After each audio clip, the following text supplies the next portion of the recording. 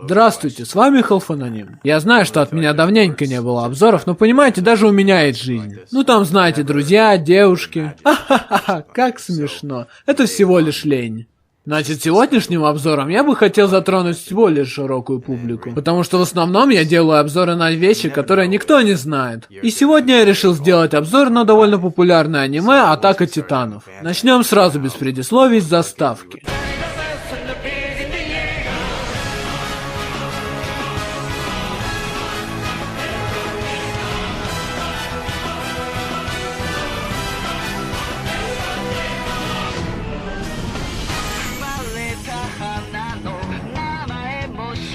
Эта заставка отлично показывает, что происходит в аниме. А все мы прекрасно знаем, что это аниме о танцующих индусах, которые... Ну ладно, извините, пошутил. На самом деле я хотел сделать обзор на другое аниме, которое затрагивает мою любимую тематику. Перемещение во времени. Так что сегодня пойдет речь об аниме Steins Gate. Что на русском «Врата Штейна» или Штерна, я вообще не понял, как это переводится нормально. Ну и действительно начнем с заставки.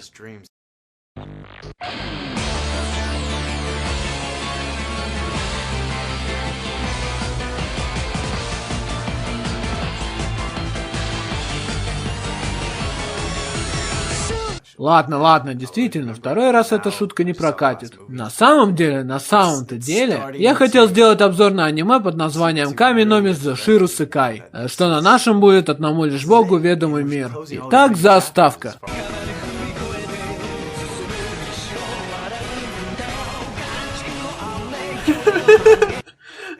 Ладно, это все, последний раз.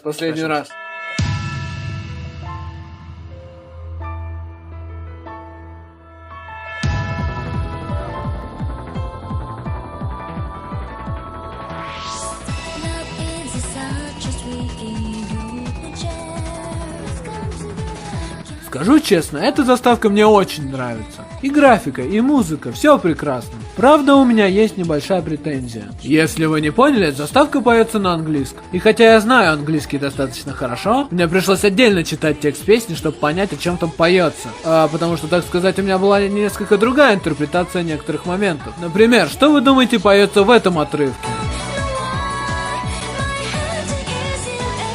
Если честно, мне казалось, что там это поется.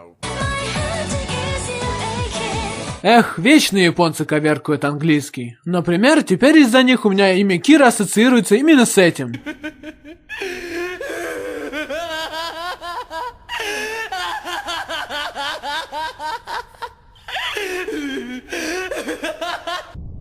Верно.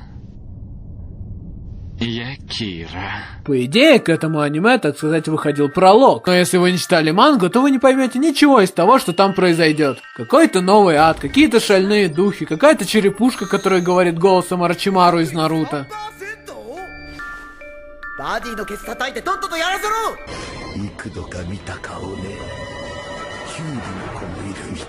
Кстати, вы знаете, что Орочимару озвучивает девушка? Чего только не узнаешь, не правда ли? В общем, дальше я считаю говорить о прологе бессмысленно. Переходим к первой серии. В первой серии нас знакомим с нашим протагонистом Кацураги Кеймой. Если честно, я не знаю, спрягаются ли у нас японские имена. Ну так вот, Кацураги Кейма. Обычный японский школьник. Однако, как всякий протагонист гаремного аниме, он скромный, адекватный, хорошо ладящий с матерью, со сверстниками, с девушками, которые отвечают ему взаимностью, с учителями. Еще он хорош в спорте. Ну ладно, на самом деле он стрёмный социопат. Помешанный на популярных в Японии симуляторах свиданий, а также он не в ладах со всеми учителями, которые ему преподают. Да и кличка очкастый задрот от Омега особо не помогает. Но он не унывает, наоборот. Он считает, что он живет в идеальном мире, в мире игр, когда реальность он называет всего лишь дерьмовой игрой. Повышенному ЧСВ не помогают и гениальные геймерские навыки, за которые в интернете он стал известен как Атоши Ками, бог-пленитель, бог игрового мира. Но однажды к нему приходит письмо, которое просит его завоевать одну девушку. И решив, что это вызов, он соглашается. Потом к нему прилетает демонесса Элси, которая объясняет ему, что он подписал контракт с адом, по которому он обязан изгонять шальных духов из сердец девушек. И единственный способ это сделать, это влюбить их в себя и поцеловать. Однако Кейма тут же заявляет: «Идиотка! Вы в своем аду все не так поняли! Я настоящих девушек даже не касался!» В моем мире нужны лишь девушки из игр. Однако вскоре Кейме пришлось поменять свою точку зрения, потому что он узнает, что если он не будет исполнять контракт, этот ошейник снесет ему голову. Разумеется, сначала его стало дико переть, потом он стал составлять список игр, в которые он хочет поиграть перед смертью. И в конечном итоге он решает испробовать свои игровые методы на реальных девушках. И как вы понимаете, это работает. Если бы не работало, то аниме бы вообще закончилось на первой серии. Во второй серии Элси устраивается в класс Кейма и представляется его одноклассником как его младшая сестра. А матери Кейма представляется как незаконно рожденная дочь ее мужа, на что мать спокойно реагирует.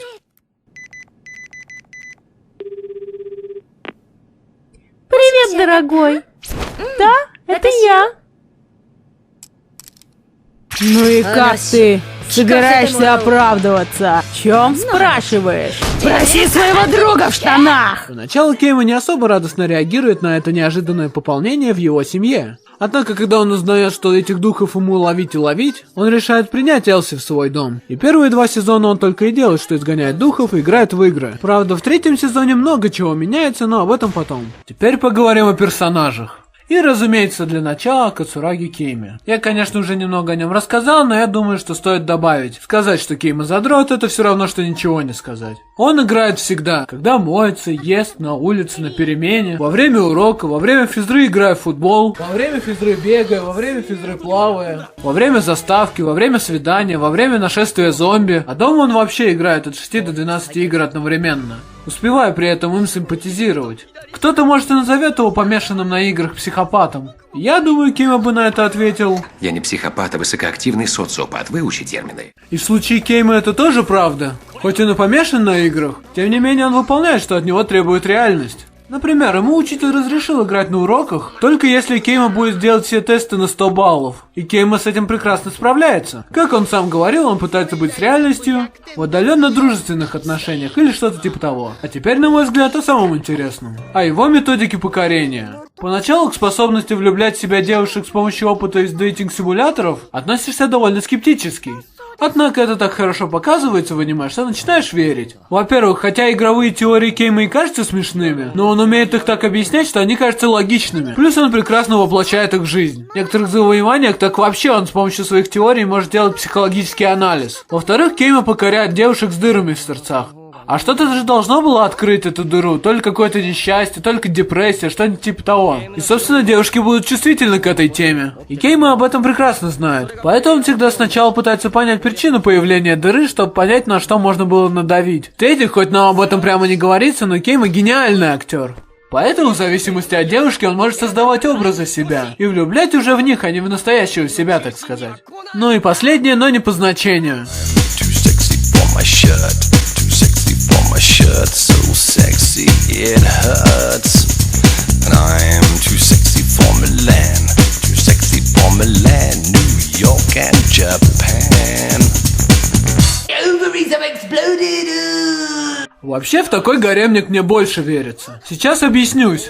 Ну знаете, в обычных гаремниках главный герой обычный японский школьник, у которого в основном нет никаких отличительных черт. Он там скромный, такой добрый, но не такой, как все, хотя такой, как все. И это, разумеется, привлекает девушек разнообразных пропорций и возраста. И их бесчисленное количество. Вот вам описание типичного гаремника.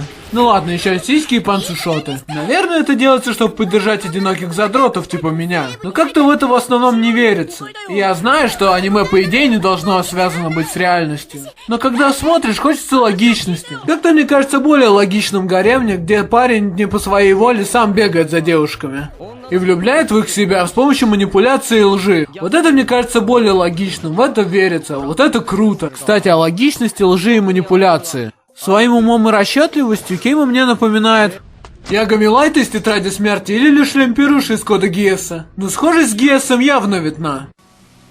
Знаешь, на самом деле я попросил тебя прийти сюда, потому что я хотел предложить тебе встречаться со мной. Ты увел меня с вечеринки, чтобы меня это спросить? Как смешно. Нет ни малейшей возможности, чтобы я стала встречаться с таким, как ты. Я не встречаюсь с простолюдинами. Я приказываю тебе влюбиться в меня.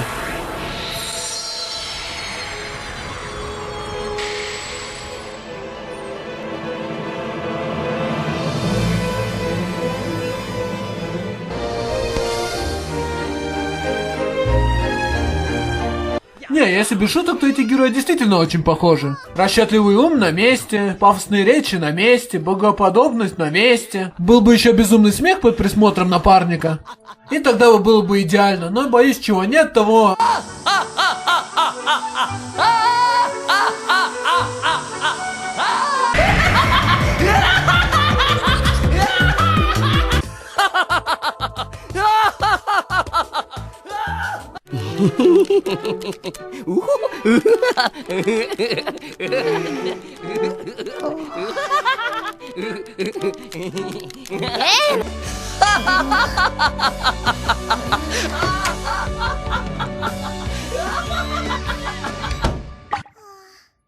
Давненько братец-боженька не вел себя так странно. В общем, о Кейме я могу говорить часами, так что поговорим о Элси. Элси здесь главный кьют-фактор. И хоть она не особо помогает Кейме в составлении плана завоеваний, она отлично выполняет функцию техподдержки. Частенько использует демонскую магию, доставляет Кейме данные о девушках, ну и пару мелких вещей, как перевозка и невидимость.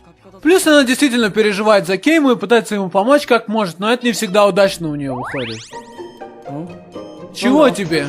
Братишка, братишка, как поспал, братишка? Проголодался, наверное.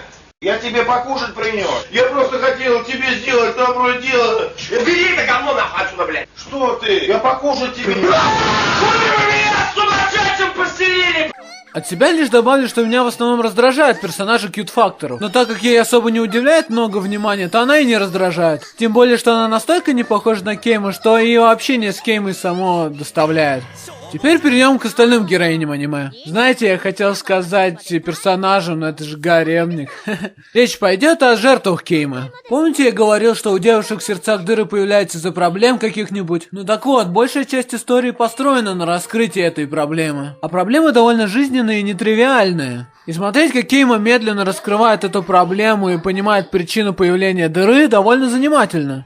И чтобы, так сказать, спасти девушек, Кейма в конце каждого завоевания читает им какую-нибудь мораль. И, конечно, большинство моралей правдивые и добрые. Иногда Кейме все-таки приходится лукавить. Например, в арке с учительницей мне до сих пор кажется, что Кейма понял, что здравым смыслом ее не возьмешь, и наплел ей какую-то ересь и влюбил в себя. Что показывает, что ему важнее не счастье героини, а свое собственное благополучие. И это круто.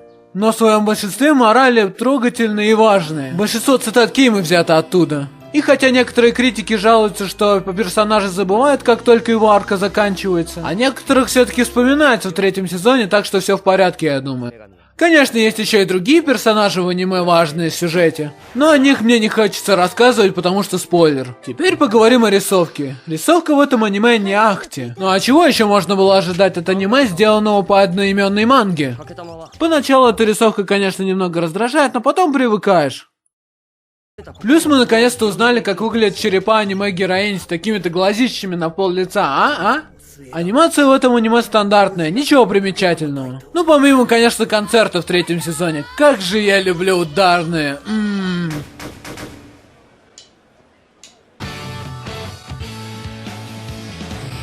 Теперь пару слов о опенингах и эндингах. Хотя опенинги исполнены чистейшим английским языком, смотреть их все равно приятно. Об эндингах я ничего особенно сказать не могу. Ну ладно, хорошо, их много. И мне нравится эндинг третьего сезона в исполнении Юи, но и все, в принципе. Ну и эндинг в исполнении Кеймы, конечно.